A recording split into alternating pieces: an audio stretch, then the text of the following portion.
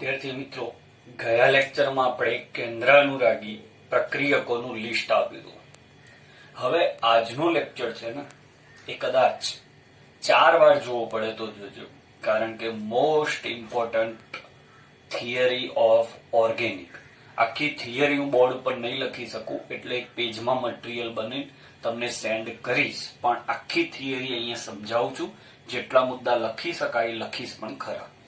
બહુ જ જોરદાર થિયરી. પહેલા તો આ શબ્દ સમજી લો, SN2. તો આ 2 નો મતલબ થાય દ્વિઆણ્વિક. દ્વિઆણ્વિક એટલે 2 અણુઓ. તમે કદાચ ખ્યાલ હોય તો આપણે રાસાયણિક ગતિકીમાં આણ્વિકતા નામની થિયરી ભણ્યા હતા કે પ્રક્રિયકના અણુઓ નિપજમાં રૂપાંતર પામે ત્યારે જે સંખ્યામાં અથડાય એને આણ્વિકતા કહેવાય. તો આ દ્વિઆણ્વિક. S એટલે સબસ્ટિટ્યુશન અને N એટલે ન્યુક્લિયોફાઇલ, કેન્દ્રાનુરાગી. તો આખું નામ સમજી લો. પેલા દ્વિઆણ્વીય કેન્દ્રાનુરાગી વિસ્થાપન. આ પ્રક્રિયા સમજવા માટે નડતર થવાના જે શબ્દો હું પહેલા સમજાવી દઉં. RX આ થયો આલ્કાઇલ હેલાઇડ.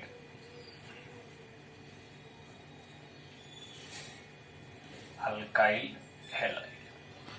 આ આલ્કાઇલ હેલાઇડ પ્રાથમિક લેવાય છે, કારણ કે આ પ્રક્રિયા પ્રાથમિક હેલાઇડ સાથે ઝડપી થાય, દ્વિતીયક સાથે, મધ્યમ તૃતીયક સાથે થાય જ નહીં. ઓકે. બીજો, આને કદાચ જ્યાં ત્યાં થિયરીમાં પ્રક્રિયાર્થી પણ કહેવામાં આવે છે અને ઇંગ્લિશમાં સબસ્ટ્રેટ કહેવાય છે. ઓકે. બીજું, આના પર આક્રમણ કરવા આવશે NU-, એને આ થિયરીમાં કહેવામાં આવશે કેન્દ્રાનુરાગી પ્રક્રિયક. આ પ્રબળ કેન્દ્રાનુરાગી હોવા જોઈએ. પ્રબળ કેન્દ્રાનુરાગી કયા કયા છે? તો OH-, મિથોક્સાઇડ અને ઇથોક્સાઇડ. આ મુખ્ય. જલીય કે OH, જલીય NaOH, એ બધું આ કહેવાય. ઓકે. હવે આ જે છે પ્રક્રિયાથી જેના પ્રક્રિયક છે, આમાં છૂટો પડતો સમૂહ કોણ છે? X-, એટલે આ થયો દૂર થતો સમૂહ, જેને અવશિષ્ટ સમૂહ કહેવાય. શું કહેવાશે? અવશિષ્ટ સમૂહ. તો આ 3 મુદ્દા જો ક્લિયર હશે તમારા માઇન્ડમાં, તો આ ટોપિક તમને કમ્પ્લીટ ખબર પડશે.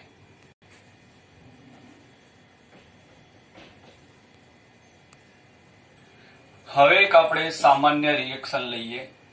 CH3 CH2Cl plus OH- gives, આ તમે જોઈ શકો છો, આ પ્રાથમિક હેલાઇડ છે.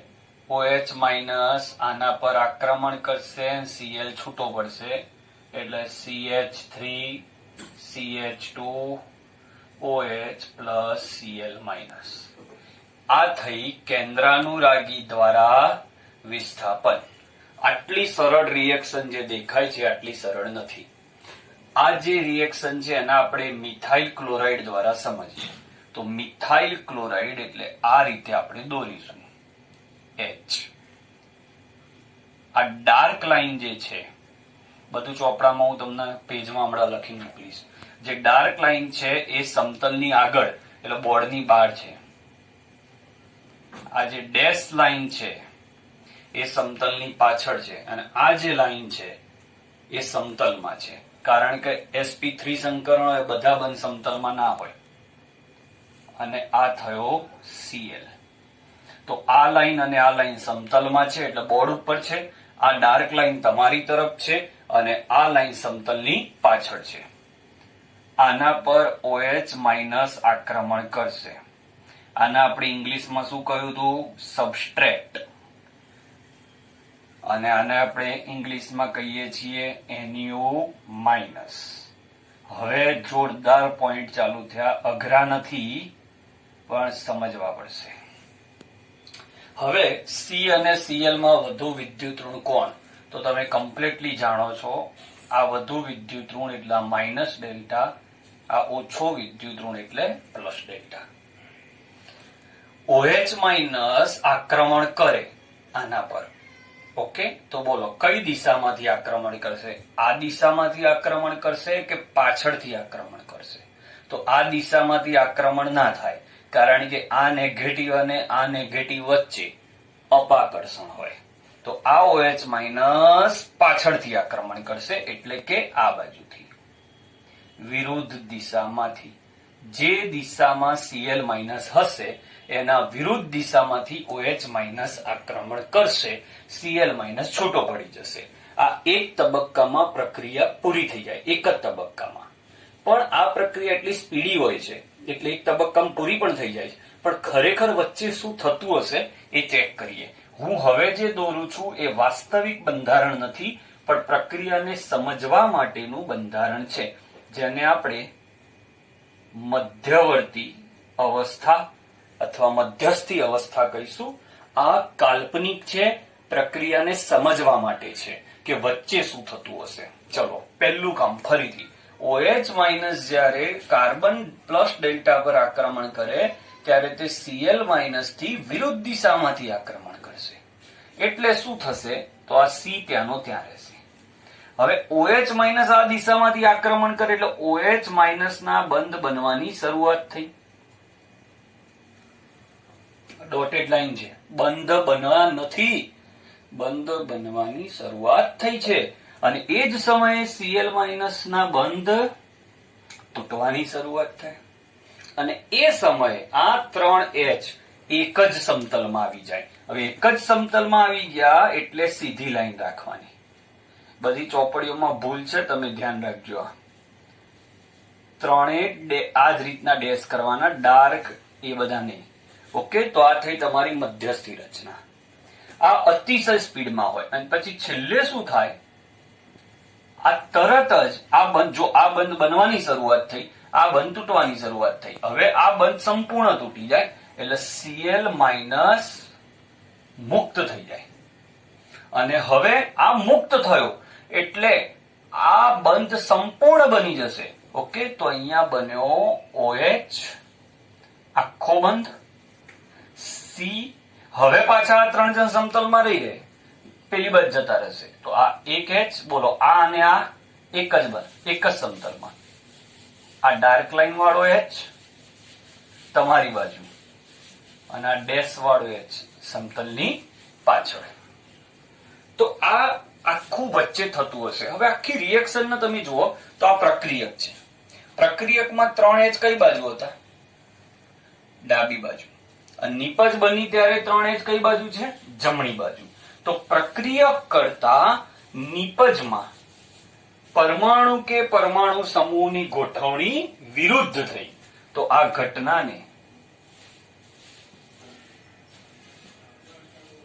વ્યુત્ક્રમણ કહેવાય, ઇંગ્લિશમાં ઇન્વર્ઝન કહેવાય. 3H જે આ રીતે હતા એ નિપજ બનતી વખતે આવા થઈ ગયા. આ ફ્લિપિંગ જે થયું એને વ્યુત્ક્રમણ કહેવાય. ફરી એકવાર પછી હું મુદ્દા શીખવાડું છું, પ્રક્રિયા એકદમ ક્લિયર કરી દો. આ બહુ જ જોરદાર રિએક્શન છે, આની ટેકનિક પણ છે, ચાલુ લેક્ચરમાં મને યાદ દેવડાવજો, આપીશ. આટલું ક્લિયર? આ માઇનસ ડેલ્ટા ના પ્લસ ડેલ્ટા. OH માઇનસ આક્રમણ ક્યાંથી કરશે? તો Cl માઇનસ ની વિરુદ્ધ દિશામાંથી. કોના પર કરશે? તો આના પર કરશે, કારણ કે આના પર પ્લસ ડેલ્ટા છે. જેવો આના પરથી આ બાજુ આક્રમણ કરે એટલે OH ના બંધ બનવાની શરૂઆત થાય અને Cl ના બંધ તૂટવાની શરૂઆત થાય. અને એ સમયે 3H એક જ સમતલમાં આવી જાય. હવે આ બંધ સંપૂર્ણ તૂટી જાય એટલે એ પોતાના ઇલેક્ટ્રોન લઈને જતો રહે, એટલે એના પર માઇનસ આવી ગયો અને આના સંપૂર્ણ બંધ બની જાય. ઓકે, એટલે અહીંયા જતા રહે. આ 3H જે સમતલમાં હતા એ હવે પાછા એક સમતલમાં રહેશે, એક સમતલની આગળ અને એક સમતલની પાછળ. પણ આ નિપજમાં હાઇડ્રોજન પરમાણુ કે અન્ય કોઈ પણ પરમાણુ હોય એની ગોઠવણી અને અહીંયા જે H પરમાણુ કે અન્ય પરમાણુઓ હોત એની ગોઠવણી વિરુદ્ધ હોય. કેમ આવું થયું? કારણ કે OH માઇનસ આયો એ Cl થી વિરુદ્ધમાં આવ્યો એટલે આ બધાને એને ફેરવી નાખ્યા. તો આ આખું ફરી જવાની ઘટનાને વ્યુત્ક્રમણ કહેવાય.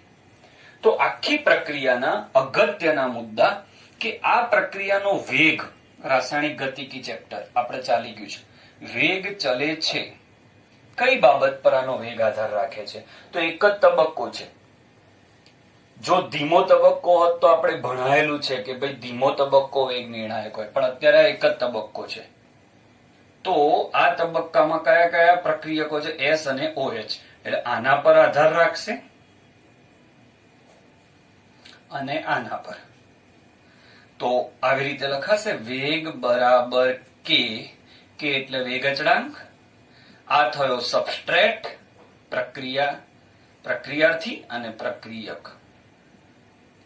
હવે આ જે હું લખી રહ્યો છું એ તમને બધાને ખબર છે હું ક્યાંથી લખી રહ્યો છું? રાસાયણિક ગતિકીમાંથી. હવે તમે જુઓ તો આની ઘાત 1 અને આની પણ ઘાત 1. તો આપણે કહેલું કે પ્રક્રિયાક્રમ કેમનો નક્કી થાય? તો પ્રક્રિયાક્રમ બરાબર ઘાતનો સરવાળો. તો 1 વત્તા 1 2 એટલે આનો પ્રક્રિયાક્રમ કે તો 2. એટલે કયા ક્રમની પ્રક્રિયા થઈ કહેવાય? દ્વિતીય ક્રમ. બીજું, આ પ્રક્રિયાને દ્વિઆણ્વિક કેમ કીધી? તો બે અણુઓ એકબીજા સાથે અથડાય છે એટલે દ્વિઆણ્વિક. આણ્વિકતા અને પ્રક્રિયાક્રમ અલગ છે, આપણે ગતિકી ચેપ્ટરમાં શીખી ગયા છીએ. તો બોલો, રાસાયણિક ગતિકી આની ખબર પડી ગઈ કે આખું સ્ટેપ છે એના પ્રક્રિયકો આ છે. નિયમ એવો હતો કે પ્રક્રિયાનો વેગ એ પ્રક્રિયકોની સાંદ્રતા પર આધાર રાખે છે. તો આ બંને પ્રક્રિયકોની એક એક ઘાત. તો જવાબ 2 આવ્યો, દ્વિતીય ક્રમ. દ્વિઆણ્વિક કેમ છે? તો અમુક ક્યાં દ્વિતીય છે એટલે એવું નથી. દ્વિઆણ્વિક એટલે છે કે બે અણુઓ અથડાયા. કેન્દ્ર અનુરાગી વિસ્થાપન કેમ છે એ ખબર પડી ગઈ. હવે આના ઉપર થોડી વાત કરી લઈએ. આ જે મધ્યવર્તી સંયોજન છે ખૂબ જ અસ્થાયી હોય, ખરેખર એનું અસ્તિત્વ છે જ નહીં. સમજવા માટે ખાલી આ બંધ હજી બન્યો નથી ને આ બંધ હજી તૂટ્યો નથી. તો કુલ બંધ કેટલા? 3 જ કહેવાય. એટલે આનું સંકરણ sp2 થાય. આ રચના કેવી હોય? સમતલીય હોય. આ પ્રક્રિયા કેવી છે? તો આ પ્રક્રિયા એક જ તબક્કામાં પૂરી થાય છે. તો આ શું છે સાહેબ? હું કહીને તો બેઠો કે અહીંયાથી સીધું આ જ બને છે, પણ વચ્ચે શું થતું હશે સમજાવવાનો એક કાલ્પનિક વિચાર છે. બરાબર, આ મધ્યવર્તીમાં સંકરણ sp2 આકાર આ સમતલીય થઈ જાય. આ બંધ હજી બન્યો નથી ને આ બંધ સંપૂર્ણ તૂટ્યો નથી. તો આખા બંધો એવા 3 છે. એટલે sp2 સમતલીય એક જ તબક્કામાં થાય. આ પ્રક્રિયા આખી ઊંધી થઈ જાય એટલે વ્યુત્ક્રમણ થયું. તો આ મુદ્દામાં વ્યુત્ક્રમણ લખવાનું. આ થઈ ગતિકી. આ પ્રક્રિયા હમણાં કહ્યું તે મુજબ પ્રાથમિક હેલાઇડ સાથે ઝડપી, દ્વિતીયક સાથે મધ્યમ, તૃતીયક સાથે ના થાય. ઓકે, તો આ આવે એટલે જોઈ લેવાનું કે થઈ જ જાય. આ પ્રક્રિયા જે છે એ દ્વિઆણ્વિક છે. ફરી વાર કહું છું. અને આ પ્રક્રિયાનો ક્રમ પૂછાય તો રાસાયણિક ગતિકી મુજબ દ્વિતીય ક્રમની પ્રક્રિયા છે. તો 1 minute revision only. OH minus એ કાર્બન ડેલ્ટા પર આક્રમણ કર્યો Cl માઇનસ થી વિરુદ્ધમાં, ત્યારે આ 3H એક જ સમતલમાં ગોઠવાઈ ગયા. OH ના બંધ બનવાની શરૂઆત, Cl ના બંધ તૂટવાની શરૂઆત. આ મધ્યવર્તી સંયોજન અસ્થાયી હોય, sp2 સંકરણ હોય, સમતલીય છે. પછી Cl માઇનસ સંપૂર્ણ તૂટી જાય, OH માઇનસ સંપૂર્ણ બંધ બનાવી દે, ત્યારે આ 3H પાછા સમતલની બહાર ફેંકાઈ જાય. ત્યારે આ સમતલમાં છે, આ ડાર્ક લાઈન. ઓકે, અને તમારી બાજુ રહે આ સોલિડ છે ને આ ડેશ છે. આ પાછળ સમતલની પાછળ રહે. આની ગોઠવણી અને પ્રક્રિયકમાં H ની ગોઠવણી એકબીજાથી વિરુદ્ધ છે. આ ઘટનાને વ્યુત્ક્રમણ કહેવાય. આ પ્રક્રિયાનો વેગ એ પ્રક્રિયકોની સાંદ્રતાના સમપ્રમાણમાં છે. ઘાતનો સરવાળો 2 થાય. આ દ્વિતીય ક્રમની પ્રક્રિયા છે. એક જ તબક્કામાં થતી પ્રક્રિયા છે. પ્રાથમિક હેલાઇડ સાથે વધારે થાય અને જેમ જેમ મોસ્ટ આઈએમપી વાક્ય, જેમ જેમ કાર્બન પર ગીચતા વધતી જાય તેમ SN2 મુશ્કેલ બનતી જાય. જેમ કે તમને એમ કહું CH3Cl અને CH3CH2Cl, તો આ ત્રણમાં કોણ સૌથી સરળતાથી પ્રક્રિયા કરશે? તો આ, કારણ કે આ કાર્બન પર 3 H છે અને 3 નાના, આ કાર્બન પર 2 H છે અને આ CH3 તો આના કરતા મોટા, આ કાર્બન પર 2 H અને આખો સમૂહ ઇથાઇલ. તો જેમ જેમ કાર્બન પર સમૂહ મોટા થતા જાય તેમ પ્રક્રિયાઓ મુશ્કેલ થતી જાય. આ ઘટના જે હું લખી રહ્યો છું, ગીચતાનો કોન્સેપ્ટ, એના આપણે અવકાશીય અવરોધક